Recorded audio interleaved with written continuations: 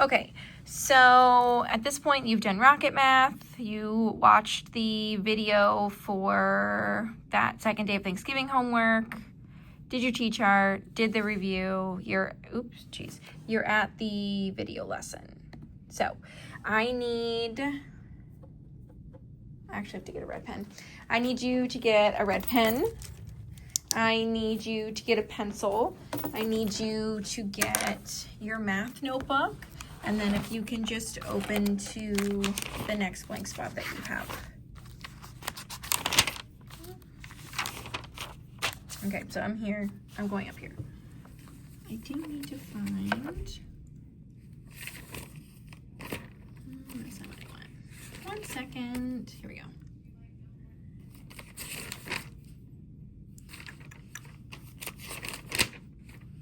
Perfect. Okay.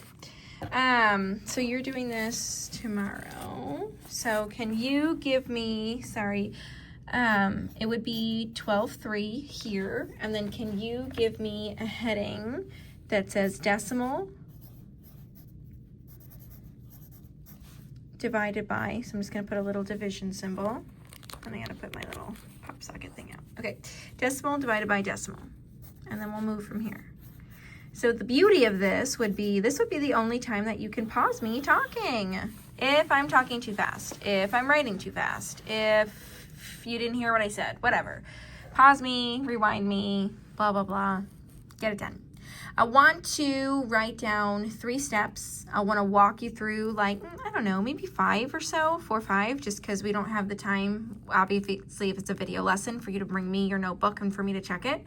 But other than that, we're gonna do like 5 or so in your notebook, and then you have 2 that are an exit ticket. So it's just practice, and we need more practice, you know, not Wednesday because you guys are testing, but Thursday, then that's what we'll do.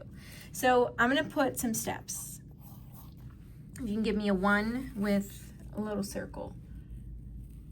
Okay, so we're going to loop the outside decimal. So I'm gonna write outside in capital letters so I can see it. I'm even gonna underline it. We're gonna loop the outside decimal to the back of the number. If I write too fast, if I talk too fast, pause me, rewind me. When you're ready, press play.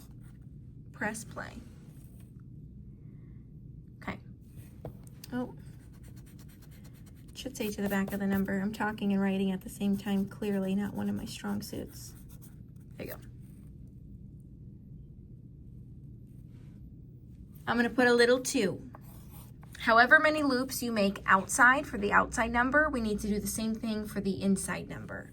So I'm going to write, however many loops outside, do the same inside.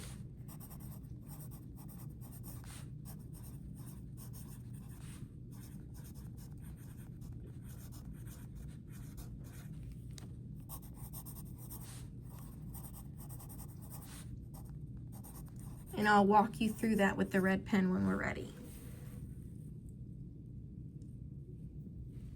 Once you loop inside 2, then you're just gonna move the decimal straight up like normal, and you're just gonna divide like normal. So my step 3 is going to say, bring the decimal up and divide.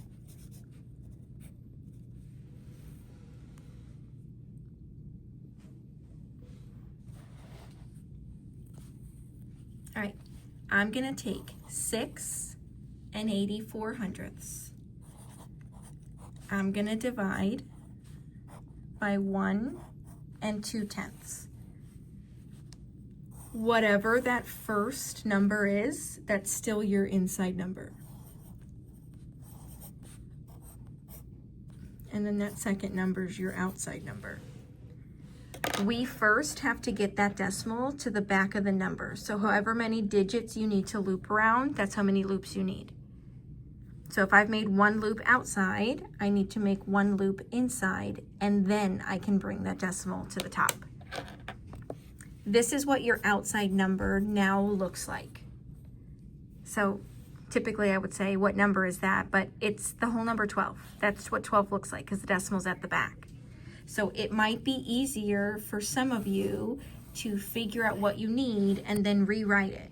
So my outside number is 12, and then I still have 6, 8, and 4 as my inside digits.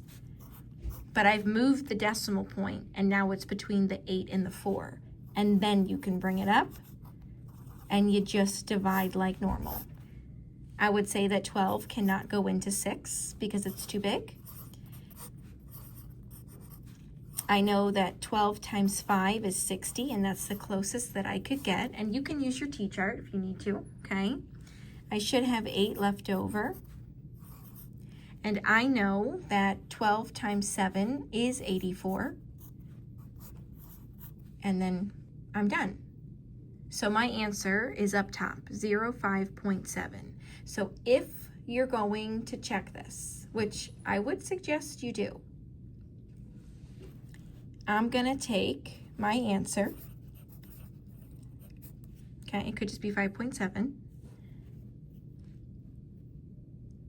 I'm going to multiply.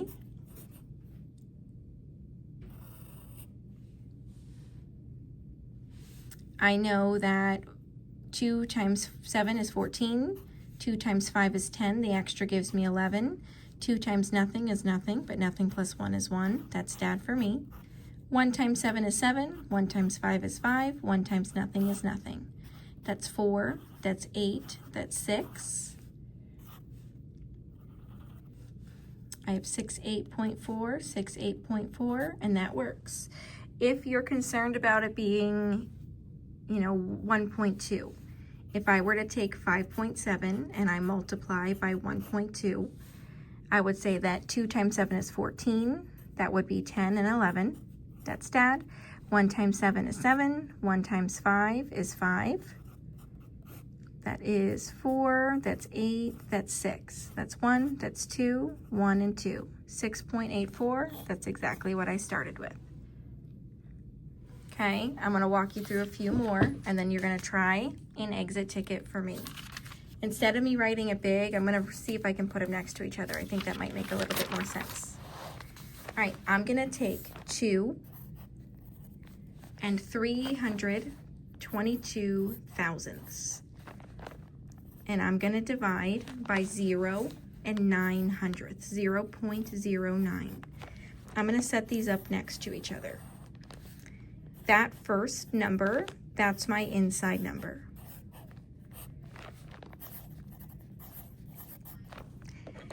You need to get that outside decimal to the back of the number. So you're looping around the numbers, however many loops it takes. If I have 2 loops outside, then I need 2 loops inside. And then I can bring that decimal to the top. And then I need you to figure out what number do you have outside. I have 0, 0, 9, and a decimal point at the end. So I just have 9 outside. When you go to rewrite this, I need you to make sure that you're actually moving that inside decimal, the same amount of loops. So I still have 2, I have 3, I have 2, I have 2. My decimal is now between the 2's at the end, so I'll place it and I'll bring it right up to the top so that I can divide. I would say that 9 is not going to go into 2 because it's too big. So I have 2 left. I move it over. I'm at 23. I know that the closest I can get is 9 times 2 because that gets me 18.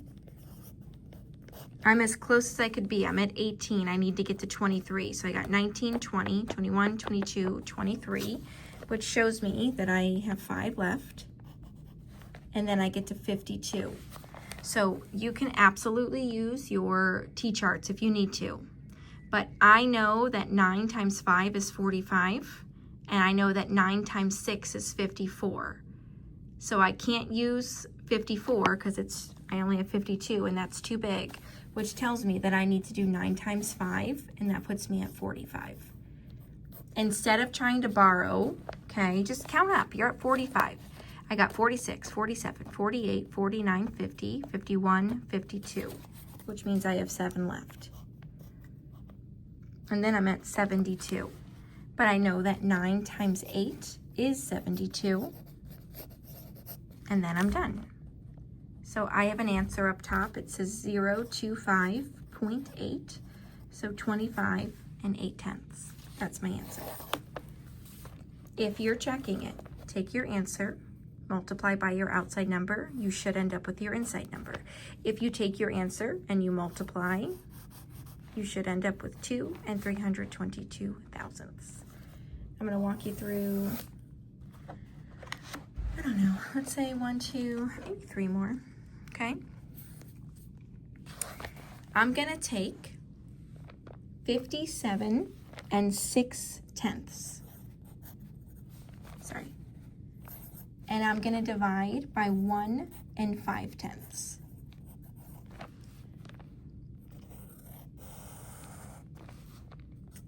I need you, the very first thing, if you have both numbers have decimals, you need to get that outside decimal to the back of the number. You're looping around the digits. However many loops you make outside, I need you to make inside, and then you can move it straight to the top. My outside number is now 1, 5, and then my decimal's gotten moved to the end. So I just have 15. I'm dividing by 15. When I go to set this up, I now have 5, 7, 6, and my decimal's at the end. So I just have 576. You can still place the decimal, you can still drag it to the top. I am dividing by 15. So I'm going to say that 15 is not going to go into 5 because it's just too big. I'm going to move that 5 over, and that puts me at 57. So you can totally use your T-chart. I know that 15 times 3 is 45, and 15 times 4 would get me 60. So I can't use 60 because it's too big, which means I'm going with 15 times 3. This is going to get me 45. If I were to count up 10 times, I'm at 55. So then I would have 56 and 57. So 10 plus 2 more is 12. I have 12 left over, and that puts me at 126. If I'm thinking about what I know about 15, I know that 15 times 4 is 60. I know that 15 times 5 is 75. I know that 15 times 6 would be 90. Okay, sorry, someone was looking at me. What did I say, 15 times 6? So 15 times 7 would be 105. And then 15 times 8 should get me 120. That would be 40. Yep, 9, 10, 11, and 12. So it's 120. Okay. Now, we have a decimal point. So we can't have a decimal point and a fraction as a remainder. So when you have a decimal inside, instead of me saying 38 and 6/15, okay, 6 over 15 as a remainder, I'm going to add another place value in. And the only number that I can add would be a 0 so that it doesn't hold value. Instead of me taking that and putting R6 or 38 and 6 over 15, I'm going to add a place value line. I'm going to put a 0. Okay, it's the only number I can throw in. And then I'm going to move this over. So now I have 60. I know that 15 times 4 is 60. And then I'm done. So I have an answer up top that says 38.4 or 38 and 4/10. So I'm going to take my answer. If I try to multiply by what I'm dividing by, 15, I know that 5 times 4 is 20. 5 times 8 is 40, plus 2 more would get me 42. 5 times 3 is 15, so 16, 17, 18, and 19. And then for me, that's Dad. 1 times 4 is 4, 1 times 8 is 8, 1 times 3 is 3. That is 6. I know that 9 and 9 would get me 18, so 9 and 8 would get me 17. That's 3, 4, and 5. That is a loop. That is a loop. I have 576, and that's what my number turned into, so I know I'm right. Instead of putting the fraction like a remainder, we're going to add a place value in. Okay, let's see if I can do, let's try it. Let's do 2 and 348 thousandths. I want to divide by 0 and 4 hundredths.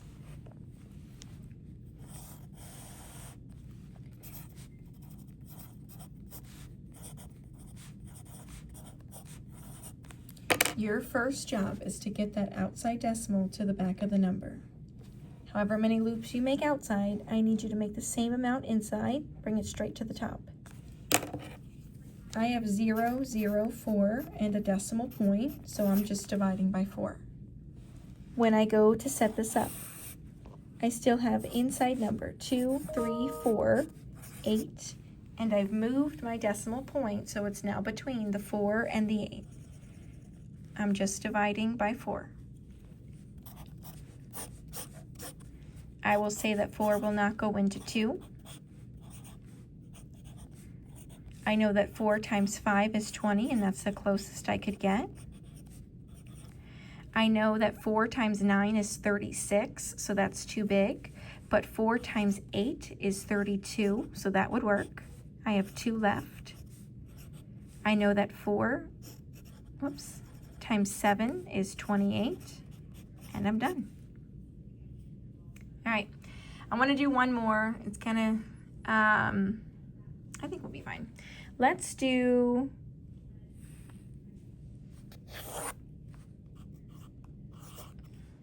this is the 5th one. 1, 2, 3, 4, 5. Yeah, perfect. All right, this will definitely be our last one. I'm gonna set this up. Please feel free to start and just see if we get the same answer. It'll be fine. Okay, so if I were to set this up, that first number is my inside number. Your first job is to get that decimal to the back of the outside number. However many loops you make inside, or outside rather, I need you to do the same thing inside, and then bring it straight to the top. This is my outside number, which means I just have 3. When I set this up, my inside numbers are 5, 6, 1, and I have moved that decimal to the back. It's behind the 1 now. And I'm dividing by 3. 3 does go into 5. It's smaller than 5 and go in 1 time. I have 2 left. I know that 3 times 9 is, 27. So that doesn't work for me, but 3 times 8 would get me 24, and that's the closest I could get. So I still have 2 left. I know that 3 times 7 is 21. I don't have anything as a remainder, so I don't need to add another place value. I'm done. I'm at 178. Here's what these look like, okay? It's just 2 things. And the way that I have it set up, you just have to make a submission. I just want to see how we do on it.